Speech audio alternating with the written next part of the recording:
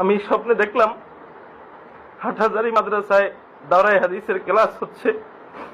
সেই ক্লাসে দর্শ দিচ্ছেন আকায়ে নামদার তাজদারে মদিনা মুহাম্মদুর রাসূলুল্লাহ সাল্লাল্লাহু আলাইহি।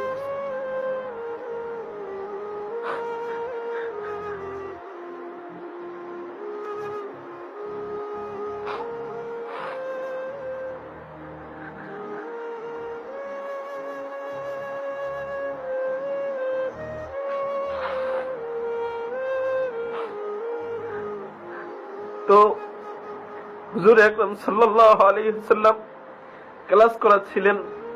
তো আমি হাটহাজারী মাদ্রাসার যে দাওরায়ে হাদিসের দারুল হাদিসের যে রুম, এই রুমে আমি ঢুকতে চাইলাম। ছাত্ররা বলতেছে যে হযরত ক্লাস করতেছে, এই মুহূর্তে ঢোকা যাবে না, ঢোকার অনুমতি নাই, হযরতের সাথে দেখা করতে চাইলে আপনি অপেক্ষা করেন। তো আমি অনেক কান্নাকাটি করতেছি যে হযরতের সাথে আমি দেখা করব, হুজুর আকরাম সাল্লাল্লাহু আলাইহি ওয়াসাল্লামকে আমি দেখব, আমাকে যেতে দিন। কিন্তু আমাকে কোনোভাবে ভিতরে যেতে দেওয়া হচ্ছিল না। তো আমি ওখানে দাঁড়িয়ে দাঁড়িয়ে অপেক্ষা করতেছিলাম যে হযরত কখন আসবেন, হযরতের সাথে সাক্ষাৎ করব। তো হযরত ক্লাস শেষ করার পর ক্লাস থেকে বের হয়েছেন। বের হওয়ার অনেক ছাত্ররা হযরতের পিছনে পিছনে আসতেছেন। তো বের হয়ে সাথে সাথে আমার হাত ধরে ফেললেন।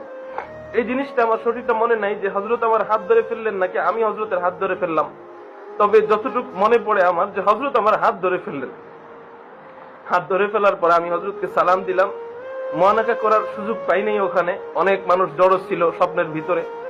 তো আমি সালাম দিলাম হযরতকে। সালাম দেওয়ার পরে হযরতও সামনে আগাচ্ছে, আমিও সামনে আগাচ্ছি। হযরত আমার হাত ধরা অবস্থায় আমার হাত এভাবে ধরে রাখছেন। তো হযরতও সামনে আগাচ্ছেন, আমিও সামনে আগাচ্ছি। কিছুক্ষণ পর দেখলাম যে একটা বিরানির ডেগের মধ্যে একটা ডেগ পাতিলা। তো এই বিরানির পাতিলার থেকে হযরত একটা গোস্তের টুকরা উঠিয়ে খেলেন। আমাদের আকায়ে নামদার তাজদারে মদিনা সরকারে দো জাহান গোস্ত অর্ধেক খেলেন।